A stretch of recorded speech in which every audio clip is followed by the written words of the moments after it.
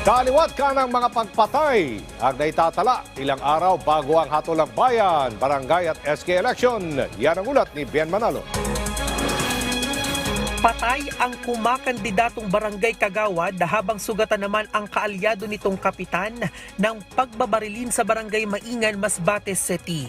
Kinilala ang mga biktima na sina Juby Pintor, 44 na taong gulang at si Joseph Martinez, 59 na taong gulang. Ayon sa ulat ng Masbate City PNP, nasa isang lamay ang grupo ni Pintor nang biglang napadaan ang grupo ni Dolores Onopia na kumakandidato sa pagkabarangay kapitan. Nagkaroon umano ng mainit na pagtatalo sa pagitan ng mga biktima at ng mga taga-suporta ni Onopia na nagresulta sa pamamaril.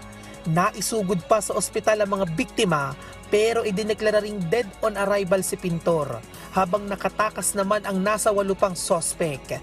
Tinutugis na ng mga pulis ang mga sospek habang patuloy na inaalam ang tunay na motibo sa pamamaril.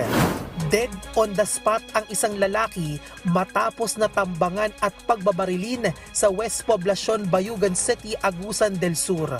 Kinilala ang biktima na si Hirokini Watanabe, 24 na taong gulang.